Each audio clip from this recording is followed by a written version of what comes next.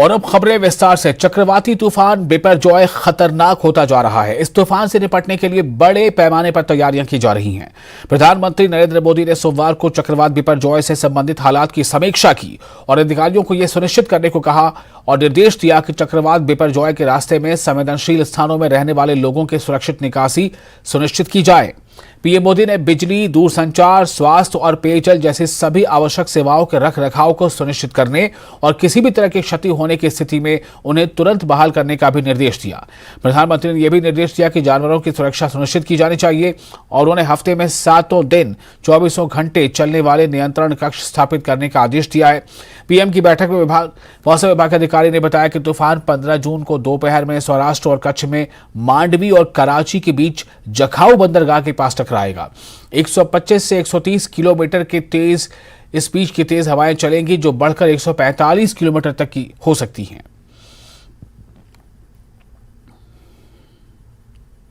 Severe cyclone storm जैसे east central Arabian सी और इसका आसपास जो नॉर्थ ईस्ट अरेबियन सी वहां केंद्रीभूत है। पोरबंदर से लगभग 300 किलोमीटर दूरी पे दक्षिण पश्चिम हिस्सा में केंद्रीभूत है। ये धीरे धीरे लगभग 5 किलोमीटर प्रति घंटा स्पीड में उत्तर की दिशा में बढ़ रहा है और ये 14 तारीख सुबह तक उत्तर दिशा में चलेगा आसपास। इसके बाद इसका दिशा परिवर्तन होगा और वीक भी धीरे धीरे थोड़ा होगा और एक वेरी सीवियर साइक्लोन स्टॉर्म जैसे with wind speed of 125 to 135 km/h, gusting to 150 km/h Saurashtra Kutch coast और इसके आसपास पाकिस्तान कोस्ट को हिट करेगा 15 तारीख नून के आसपास। सो ये जो विंड स्पीड है 125 से 135 किलोमीटर प्रति घंटा और गस्टनेस 150 किलोमीटर प्रति घंटा, ये विंड स्पीड में लार्ज स्केल डैमेज हो सकता है। जो थेटेड हाउस है, जो टीन हाउस है, एस्बेस्टस हाउस है, ओल्ड पक्का हाउस है, इसके साथ साथ जो telephone lines, electric lines, telephone poles and electric poles bending हो सकता है, डिस्टर्बेड हो सकता है और बड़े बड़े ट्री अपरूटिंग हो सकता है, ट्री ब्रांच ब्रेकिंग भी हो सकता है और जो होर्डिंग्स वगैरह होते हैं वो सभी प्रोजेक्टाइल जैसे मूव करके ह्यूमन बींग्स को और व्हीकल्स वगैरह को भी अफेक्ट कर सकता है। ये विंड के अलावा कि हैवी रेनफॉल भी हम एक्सपेक्ट करें। 14 तारीख से हैवी रेनफॉल शुरू होगा और 15 तारीख से एक्सट्रीमली हैवी रेनफॉल होगा। और 14 तारीख का हैवी रेनफॉल जो सौराष्ट्र कच्छ का जो डिस्ट्रिक्ट है, स्पेशली कोस्टल डिस्ट्रिक्ट जो लगभग है गल्फ ऑफ कच्छ के जो इतना डिस्ट्रिक्ट है सभी में heavy to very heavy rainfall होगा और एक्सट्रीम हैवी रेनफॉल यानी 20 सेंटीमीटर से ज्यादा रेनफॉल होगा 15 तारीख को। और ये एक्सट्रीम हैवी रेनफॉल आप देखेंगे ये जो एरिया है यूजुअली ये एरिया में ज्यादा बारिश होता ही नहीं है और जब आप 20 सेंटीमीटर ज्यादा बारिश होगा सर्टेनली ये इनंडेशन व लो लाइंग फ्लडिंग करने के लिए सुजोग सृष्टि करेगा। भोपाल में प्रदेश की सबसे हाई प्रोफाइल बिल्डिंगों में से एक सतपुड़ा भवन में भीषण आग लग गई। आग में कई सरकारी दस्तावेज भी जलकर राख हो गए। कांग्रेस ने इस पर सवाल उठाए हैं और घटना की जांच की मांग की है।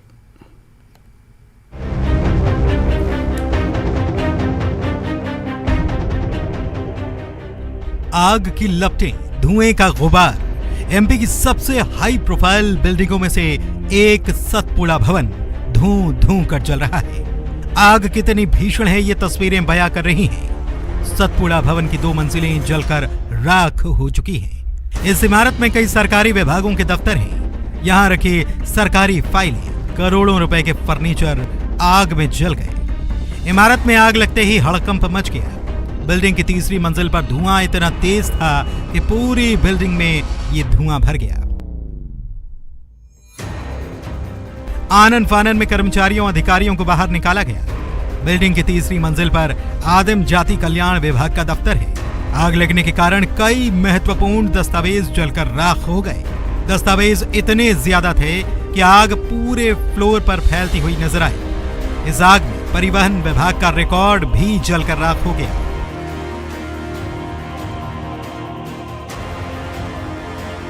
बताया जा रहा है कि एसी में ब्लास्ट होने के कारण बिल्डिंग में आग लगी। आग लगने की सूचना मिलते ही फायर ब्रिगेड फौरन मौके पर पहुंची और आग पर काबू पाने की कोशिशें शुरू की गई। इस बीच नगर निगम की बड़ी लापरवाही सामने आई। बताया जा रहा है कि फायर ब्रिगेड के पास पानी तक खत्म हो चुका था। तेज हवा ने आग को और भड़काया। गर्मी इतनी तेज थी कि खिड़कियों के कांच तक टूटने लगे। आग पर काबू पाने के लिए एसडीआरएफ, सीआईएसएफ की टीम भी मौके पर पहुंची। भोपाल पुलिस कमिश्नर हरि नारायण चारी मिश्र से लेकर अधिकारियों तक ने भी मोर्चा संभाल लिया।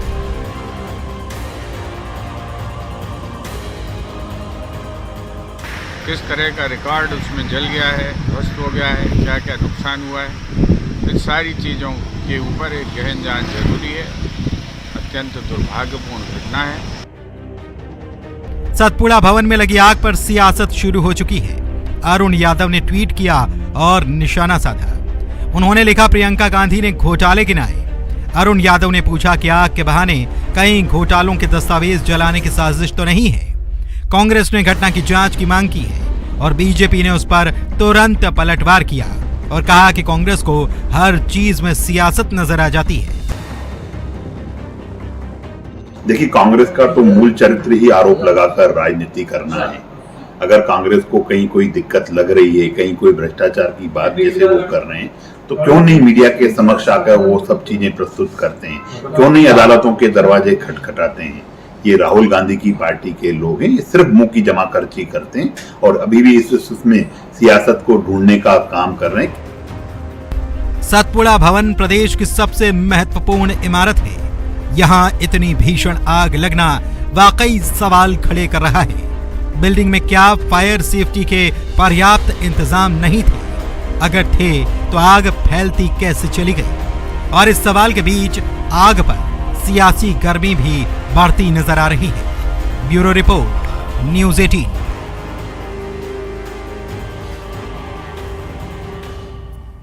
खुदरा महंगाई दर में फिर गिरावट आई है। मई महीने के लिए खुदरा महंगाई दर घटकर 4.25% पर जा पहुंची है, जो अप्रैल में 4.70% रही थी। यह लगातार चौथा महीना है जब खुदरा महंगाई दर में गिरावट आई है। बीते वर्ष मई 2022 में खुदरा महंगाई दर 7.04% रही थी। खाद्य महंगाई दर में भी बड़ी गिरावट आई है और ये 3% के नीचे जा पहुंची है।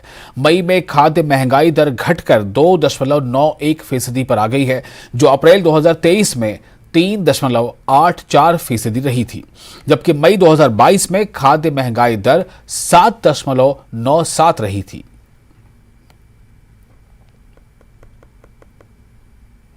मध्य प्रदेश के जबलपुर में प्रियंका गांधी ने कांग्रेस के चुनावी मुहिम का शंखनाद कर दिया है। प्रियंका गांधी बीजेपी पर जमकर बरसी और 5 गारंटियों का भी ऐलान किया। कार्यक्रम में पीसीसी चीफ कमलनाथ, दिग्विजय सिंह के अलावा आला नेता शामिल हुए। ये रिपोर्ट देखिए। मध्य प्रदेश विधानसभा चुनाव की तारीखों का भले ही ऐलान ना हुआ हो, लेकिन जबलपुर से कांग्रेस ने सियासी लड़ाई का शंखनाद कर दिया है। जबलपुर में प्रियंका गांधी ने नर्मदा आरती की और जनसभा को संबोधित किया। सभा में प्रियंका बीजेपी पर जमकर बरसी, साथ ही कांग्रेस की सरकार बनने पर 5 गारंटी दी। देश भर में सरकारी कर्मचारी रो रहे हैं कि हमें पुराना पेंशन वापस दे दीजिए, हमें नया पेंशन और उनकी कहीं भी कोई सुनवाई नहीं हुई। सिर्फ कांग्रेस के प्रदेशों में, हिमाचल प्रदेश में, छत्तीसगढ़ में, राजस्थान में पुराना पेंशन फिर से लागू हुआ है। उधर प्रियंका गांधी के जबलपुर दौरे पर बीजेपी ने निशाना साधा। नरोत्तम मिश्रा ने कांग्रेस पर महिलाओं के अपमान करने का आरोप लगाया। साथ ही प्रियंका के नर्मदा आरती पर तंज कसते हुए चुनावी हिंदू करार दिया। और ऐसे लोगों के साथ मंच शेयर कर रही हैं जो महिलाओं को कहीं आइटम बोलते हैं, कहीं टंचमान बोलते हैं। आपको नर्मदा मैया या गंगा मैया की आज चुनाव पे ही क्यों आती है? 5 साल पहले आई हो, फिर आ गई चुनाव पे। आप ये चुनावी हिंदू हैं, आप ये सब समझते हैं। गंगा जी में डुबकी लगाई थी तो 2 सीट आई थी पूरे उत्तर प्रदेश में 400 में से, और यही हाल मध्य प्रदेश में होने वाला है। कांग्रेस ने प्रियंका के बहाने महाकौशल को साधने की जुगत लगाई है। यहाँ कुल 38 सीटें हैं। 2018 में कांग्रेस ने 24 सीटों पर कब्जा किया था। कांग्रेस की कोशिश इस इलाके में प्रदर्शन को दोहराने की है। और हरियाणा के कुरुक्षेत्र में किसान एक बार फिर सड़कों पर उतर आए हैं। सूरजमुखी के बीज के लिए एमएसपी की मांग को लेकर सोमवार को कुरुक्षेत्र में महापंचायत करने के बाद किसानों ने चंडीगढ़ दिल्ली नेशनल हाईवे पर जाम लगा दिया। इस दौरान किसान नेता राकेश टिकैत ने कहा कि हमने हाईवे जाम नहीं किया है, हम तो सिर्फ यहां पर बैठे हैं। नेशनल हाईवे जाम करना ठीक नहीं है। टिकैत ने कहा कि हमारी केवल 2 मांगे हैं, हिरासत में लिए गए किसानों को रिहा करें और एमएसपी पर सूरजमुखी के बीज खरीदना शुरू करें। हम सरकार से बातचीत को तैयार हैं, हम अपनी मांगे माने जाने तक हाईवे को बंद रखेंगे। और हाईवे पे भाई इन किसानों की बात मान लो, हाईवे पे ही तो लाठी मारी थी। उन्हें छोड़ दो किसानों को और इनसे बातचीत शुरू कर लो। MSP पर खरीद शुरू करवा दो ही तो सवाल है। आप टिकैत साहब जिस तरह देख रहे हैं सारे किसान हाईवे पे चढ़ गए और हाईवे जाम। अब भाई पुलिस ने रोके क्यों नहीं? भाई पुलिस रोक लेती है, ये तो वहीं बैठ जाते जहाँ पुलिस रोकती। अब ये पुलिस ने रास्ता दिया खोल के लगे नहीं आगे चले जाओ आगे चले जाओ, अब तो क्या करें? नहीं तो लगता है कि पुलिस अगर हाँ रोकती तो रुक जाते हम तो वहीं। अब किस तरह से ऐसे बातचीत आगे बढ़ेगी? आ जाए प्रशासन आओगा, कोई ना कोई बात करेगा, यहाँ की कमेटी से बात कर ले। नहीं वहाँ का एक अलग इशू है, लेकिन बता दिया कि वहाँ पे लोगों ने वो घेर लिया। सूरजमुखी का क्या मुद्दा है टिकैत साहब? सूरजमुखी 64 रुपये केजी के हिसाब से सरकार ने रेट घोषित किया, उस पर कम पे खरीद नहीं होनी चाहिए, ये इशू है। उस पर खरीद हो तो यही इशू है, और जो नेता बंद हैं उनको रिहाई करे किसानों की। बाकी पे MSP ठीक मिल रही है, बाकी जो मसले ना और पे भी नहीं मिल रही, कम मिले। खट्टर साहब से क्या कहना चाहेंगे? खट्टर साहब से ये भाई जिसका रोड़ा है अपने को निपटा ले से। अभी तो सूरजमुखी का है तो सूरजमुखी का निपटा ला, आगे देखी जाएगी। कब तक टिकैत साहब यहाँ बैठने वाले हैं? क्या पता कब तक बैठेंगे भाई, भूत का और लड़ाई का क्या पता कहाँ मिल जाए कितनी देर में। तो और प्रधानमंत्री नरेंद्र मोदी 13 जून 2023 को रोजगार मेले में 70,000 लोगों को अपॉइंटमेंट लेटर बांटेंगे। मंगलवार को सुबह 10:30 बजे प्रधानमंत्री मोदी वीडियो कॉन्फ्रेंसिंग के जरिए रोजगार मेले के इस कार्यक्रम में जुड़ेंगे, जिसमें नव नियुक्त कर्मचारियों को नियुक्ति पत्र दिया जाएगा। पीएम मोदी युवाओं को इस कार्यक्रम में संबोधित भी करेंगे। यह नियुक्ति केंद्र सरकार के विभागों के अलावा राज्य सरकार और केंद्र शासित प्रदेशों में की जा रही है। नव नियुक्त कर्मचारी जिन्हें देश भर में चयन किया गया है, सरकार के अलग अलग विभागों जैसे department of financial services, department of post, department of school education, department of higher education, रक्षा मंत्रालय, राजस्व विभाग, स्वास्थ्य एवं परिवार कल्याण विभाग, department of atomic energy, rail मंत्रालय, department of audit and accounts और गृह मंत्रालय में ज्वाइन करेंगे। केंद्र सरकार ने उन रिपोर्टों को गलत बताया है जिसमें यह दावा किया गया था कि कोविन पोर्टल के डेटा टेलीग्राम के माध्यम से लीक हुए हैं। गौरतलब है कि सोमवार को एक रिपोर्ट पर यह दावा किया गया था कि कोविन पर साइन अप करने वाले कई राजनेताओं, नौकरशाहों और व्यक्तियों की संवेदनशील व्यक्तिगत जानकारी को टेलीग्राम पर एक बॉट अकाउंट द्वारा साझा किया गया है, जिसके बाद कुछ विपक्षी नेताओं ने सरकार पर सवाल उठाए थे। सरकार की तरफ से कहा गया है कि ये डेटा पुराने हैं, ऐप के माध्यम से किसी भी तरह के डेटा लीक नहीं हुए हैं। सरकार की तरफ से जारी आधिकारिक बयान में कहा गया है कि ऐसी सभी रिपोर्ट बिना किसी आधार के और शरारतपूर्ण प्रकृति की हैं। डेटा की गोपनीयता के लिए पर्याप्त सुरक्षा उपायों के साथ स्वास्थ्य मंत्रालय का कोविन पोर्टल पूरी तरह से सुरक्षित है।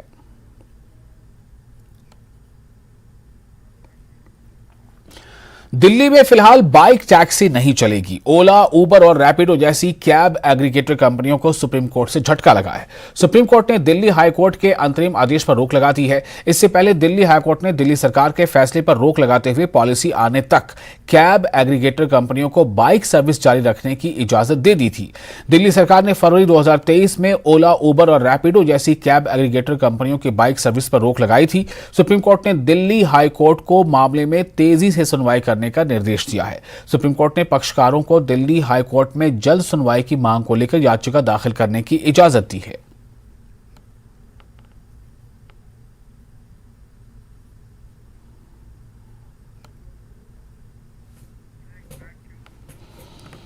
फिलहाल एक छोटा सा ब्रेक लेते हैं। ब्रेक के बाद खबरों का सिलसिला जारी रहेगा। ब्रेक के बाद एक बार फिर आपका स्वागत है न्यूज 18 जो पर आप देख रहे हैं टॉप एट 10। बिहार सरकार और केंद्र के बीच राज्य में दूसरे एम्स के निर्माण को लेकर टकराव देखने को मिल रहा है। बिहार सरकार ने दरभंगा में एम्स के निर्माण के लिए जिस जमीन का चयन किया था उसे केंद्रीय स्वास्थ्य मंत्रालय ने रद्द कर दिया है। स्वास्थ्य मंत्रालय ने इस जमीन को एम्स के निर्माण के लायक नहीं पाया, जिससे दरभंगा में एम्स के निर्माण पर एक बार फिर ग्रहण लग गया है, जिस पर मुख्यमंत्री नीतीश कुमार ने बड़ा बयान दे दिया। नीतीश कुमार ने कहा है कि उन्होंने एम्स का सारा काम करा दिया था, शोभन में स्थिति सबसे बेहतर है, फिर भी रिजेक्ट कर दिया गया है। केंद्र सरकार के दिमाग में कुछ और बात होगी। इतना ही नहीं, नीतीश कुमार ने कहा कि आगे ये लोग हटेंगे तब जाकर कुछ अच्छा काम होगा। हम लोग रास्ता बनवाए हुए हैं पहले से, और वही रास्ता है जिसमें जाता है शहर में, और उसके ठीक बगल में बनाने के लिए तो इतना अच्छा जगह है, और उसके बाद उसको ऊंचा सहमत होकर गया था। क्या पॉलिटिकली तो क्या चीज है, सबका बात था। अब इसका मतलब है कि केंद्र की सरकार को कुछ और दिमाग होगा, तो उनको कोई दिमाग रहे, हमको इससे क्या मतलब है? तो इसका मतलब तो कुछ नहीं है। हम तो चाहे थे कि वहां पर लोग स्वीकार किए और बाद में उसको नहीं करके दूसरा किए। वहां तो हम लोग जो हमारा है मेडिकल कॉलेज हॉस्पिटल उसको और उसका हम लोगों को विस्तार करना है। दरभंगा वाले को पट्टा का हम कर रहे हैं, उसको भी करेंगे, वो तो हम लोग करेंगे। और जो नया जगह चुने वो इतना अच्छा है कि कभी आप लोगों से हम अनुरोध करेंगे कि वो भी जाकर के देख लीजिए। और आप जानते हैं कि 4 लेन उसको और आगे बढ़ाने का 2 लेन जो है रास्ता उसको 4 लेन करने का सब निर्णय एक चीज कर दिया। आगे ये लोग हटेंगे तो फिर अच्छा काम होगा। और बीजेपी सांसद सुशील मोदी ने बिहार की नीतीश सरकार पर गंभीर आरोप लगाए हैं। उन्होंने दरभंगा में एम्स को लेकर नीतीश की मंशा पर सवाल उठाए हैं। सुशील मोदी ने कहा है कि नीतीश कुमार नहीं चाहते हैं कि दरभंगा में एम्स का क्रेडिट केंद्र सरकार को जाए, इसीलिए जानबूझकर एम्स के लिए ऐसी जमीन दी गई। ये नीतीश कुमार पहले दिन से नहीं चाहते थे कि दरभंगा में एम्स बने, इसलिए कदम कदम पर बाधा रूढ़ा अटकाने का काम किया। पहले तो कहते रहे कि जो वर्तमान दरभंगा मेडिकल कॉलेज है उसी को उत्क्रमित कर एम्स बना दिया जाए। जब भारत सरकार उस पर तैयार नहीं हुई, चूँकि भारत सरकार का गाइडलाइन है कि एम्स जब भी बनेगा तो नई जमीन पर बनेगा, पुराने मेडिकल कॉलेज को अपग्रेड नहीं किया जाएगा। 2 साल इसमें बर्बाद हो गया। फिर कहा कि दरभंगा मेडिकल कॉलेज के प्रांगण के अंदर हम जमीन देंगे 200 एकड़, वहाँ बनाइए। बिल्डिंग तोड़ने का काम चालू हुआ, आधी बिल्डिंग टूट गई। तब फिर कह रहे हैं नीतीश कुमार की अब वहाँ नहीं बनेगा, एक नई जगह उन्होंने दे दिया। और वहाँ पर जब जांच दल गया स्वास्थ्य मंत्रालय का तो पाया कि 20 फीट गड्ढे में वो ज़मीन है, सालों भर पानी लगा रहता है। और वहाँ पर कोई भवन बनेगा तो सुरक्षित नहीं रहेगा, चूँकि उसकी नींव पक्की नहीं हो सकती। इसलिए जो केंद्रीय टीम आई थी उसने उसको रिजेक्ट कर दिया और कहा कि आप नई जगह पर जमीन दीजिए। और दूसरी ओर नीतीश कुमार के इशारे पर दिनेश चंद्र यादव ने 20 जनता दल यू के सांसदों का एक सिग्नेचर लेकर पत्र भेजा भारत सरकार को कि दरभंगा में नहीं बल्कि सहरसा में एम्स बनाया जाए, ताकि लड़ाई लगवा रहे हैं कि दरभंगा सहरसा के बीच लड़ाई छिड़ जाए, विवाद में चलता रहे। और जेडीयू नेता अक्सर कहते रहते हैं कि नीतीश कुमार पीएम मटेरियल है, लेकिन जेडीयू अध्यक्ष ललन सिंह ने कह दिया है कि नीतीश कुमार पीएम पद के उम्मीदवार नहीं हैं। ऐसे में सवाल उठता है कि अगर नीतीश पीएम मटेरियल है तो पीएम पद के उम्मीदवार क्यों नहीं? ये रिपोर्ट देखिए। 2024 का पीएम कैसा हो? नीतीश कुमार जैसा हो। देश का पीएम कैसा हो? ये कोई आज की बात नहीं है। सालों से जेडीयू नेता नीतीश कुमार को पीएम मटेरियल बताते रहे हैं। कहीं पोस्टर लगाकर तो कहीं नारेबाजी के जरिए नीतीश को पीएम मटेरियल बताने का मौका जेडीयू नेता कभी नहीं छोड़ते। लेकिन अब जेडीयू के राष्ट्रीय अध्यक्ष ललन सिंह ने साफ साफ कह दिया है कि नीतीश कुमार पीएम पद के उम्मीदवार नहीं हैं। कुमार जी देश के प्रधानमंत्री के उम्मीदवार नहीं हैं। नीतीश कुमार जी प्रधानमंत्री के उम्मीदवार नहीं हैं। ललन सिंह के बयान के बाद बीजेपी के नेता तंज कसते हुए ये सवाल भी पूछ रहे हैं कि जब नीतीश पीएम मटेरियल है तो फिर पीएम कैंडिडेट क्यों नहीं? दूल्हे का नाम ही तय नहीं है तो शादी होगी क्या? बाराती इकट्ठा कर रहे हैं, बारात के लोगों को इकट्ठा कर रहे हैं, लेकिन ये नहीं बता रहे कि दूल्हा कौन होगा। बीजेपी बार बार विपक्ष के चेहरा को लेकर सवाल पूछ रही है। खासकर नीतीश कुमार की उम्मीदवारी को खारिज करने वाले ललन सिंह के बयान के बाद बीजेपी के सवाल का जेडीयू सांसद महाबली सिंह ने जवाब दिया। महाबली सिंह ने कहा कि संविधान बचाने की लड़ाई लड़ रहे हैं, देश रहेगा तो बहुत से प्रधानमंत्री बनेंगे। पहले तो देश को बचाना है, देश रहेगा तो प्रधानमंत्री बहुत। बीजेपी के सवाल का जवाब देते हुए आरजेडी सांसद मनोज झा ने कहा कि हम कोई साबुन शैम्पू नहीं खरीद रहे, हमारी लड़ाई लोकतंत्र को बचाने की है। तो चेहरा क्या देता? साबुन शैम्पू खरीद रहे हैं क्या? कि ये मोदी जी साबुन है तो तुम्हारा ब्रांड कौन सा है? ना साहब, लोकतंत्र को बेसिक्स में ले जाइए। विपक्ष के नेताओं के बयान से साफ लग रहा है कि चुनाव के पहले किसी एक चेहरे को आगे नहीं किया जाएगा, लेकिन सवाल है कि क्या बिना चेहरे वाला विपक्ष मोदी का मुकाबला कर पाएगा? और अगर नीतीश पीएम मटेरियल है तो फिर पीएम कैंडिडेट क्यों नहीं? न्यूज़ 18 के लिए पटना से शैलेंद्र और दिल्ली से अमितेश के साथ ब्यूरो रिपोर्ट। और मध्य प्रदेश के दमोह में गंगा जमुना स्कूल पर प्रशासन का शिकंजा कसता जा रहा है। हालांकि संचालक की गिरफ्तारी अब तक नहीं हो पाई है। नगर पालिका के सीएमओ ने स्कूल का जायजा लिया और नियमों के मुताबिक कार्रवाई का भरोसा दिया। ये रिपोर्ट देखिए।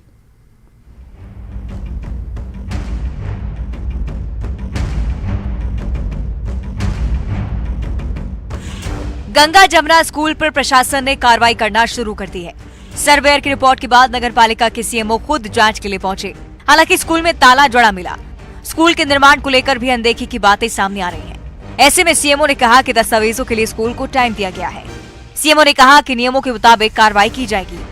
गंगा जमुना स्कूल की कुछ बिल्डिंग अभी नई बनाई जा रही है, जिसका संज्ञान में आया है कि इन्होंने हमारे रिकॉर्ड में परमिशन नहीं लिए हैं।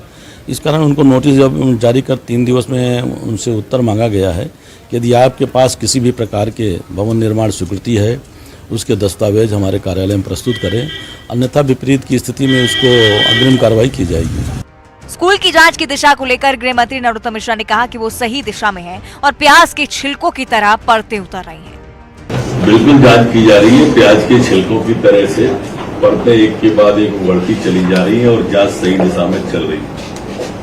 जो फरार है और इस तरह की जितनी फिरका परस्त ताकतें हैं, माफिया है, इन पर तो बुलडोजर चलता ही है। स्कूल से जुड़े 3 लोगों की गिरफ्तारी हो चुकी है। स्कूल के संचालक की प्रशासन को तलाश है। माना यह जा रहा है कि आने वाले दिनों में कुछ और भी गिरफ्तारियां हो सकती हैं।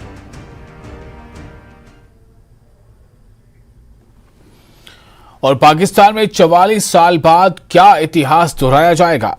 पूर्व प्रधानमंत्रियों को फांसी पर टांगने या मुल्क से भागने को मजबूर करने वाले देश में क्या एक और फांसी होगी? क्या पूर्व प्रधानमंत्री इमरान खान का भी वही हाल होगा जो 1979 में जुल्फिकार अली भुट्टो का हुआ था? ये रिपोर्ट देखिए।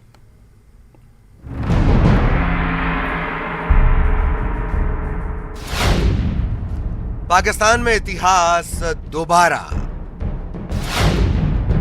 लंदन की साजिश या इमरान बेचारा? शहबाज आर्मी कौन असली गुनहगार? 44 साल बाद इमरान के लिए फंदा तैयार। पाकिस्तान में एक बार फिर इतिहास दोहराया जाएगा, यह सबसे बड़ा सवाल है। तारीख 4 अप्रैल 1979, रावलपिंडी, पाकिस्तान। इसी तारीख को एक फांसी होती है। फांसी पर चढ़ने वाले कोई आम आदमी नहीं बल्कि पड़ोसी मुल्क के 9वें प्रधानमंत्री जुल्फिकार अली भुट्टो। अब फांसी की तलवार पूर्व पीएम इमरान खान के गले पर लटक रही है। यह पूरा मामला इमरान खान के खिलाफ देशद्रोह का आरोप लगाने वाले एक वकील की हत्या से जुड़ा है। अब्दुल रज्जाक शेर की कुछ दिनों पहले क्वेटा में बलूचिस्तान हाईकोर्ट जाने के दौरान हत्या कर दी गई। रज्जाक पर करीब 10 राउंड फायरिंग की गई, जिससे उनकी मौके पर ही मौत हो गई। वकील के बेटे सिराज अहमद ने पीटीआई चीफ और पूर्व पीएम इमरान के खिलाफ शिकायत दर्ज करवाई। जिस धारा के तहत शिकायत दर्ज करवाई गई वो राजद्रोह की धारा है। अगर इस मामले में इमरान दोषी करार दिए जाते हैं तो उन्हें जुल्फिकार भुट्टो की तरह फांसी भी दी जा सकती है। जुल्फिकार भुट्टो को फांसी क्यों दी गई ये भी जान लीजिए। पाकिस्तान में 11 नवंबर 1974 को वकील मोहम्मद अहमद खान कसूरी की परिवार के सामने हत्या कर दी गई। कसूरी के बेटे अहमद राजा कसूरी ने अपने पिता की मौत के लिए तत्कालीन प्रधानमंत्री जुल्फिकार अली भुट्टो को जिम्मेदार मानते हुए उनके खिलाफ केस दर्ज कराया था। ठीक इसी समय सेना प्रमुख जिया उल हक ने पाकिस्तान में तख्ता पलट कर दिया और भुट्टो को जेल में डाल दिया था। मामले में करीब 4 साल तक सुनवाई चली। 18 मार्च 1978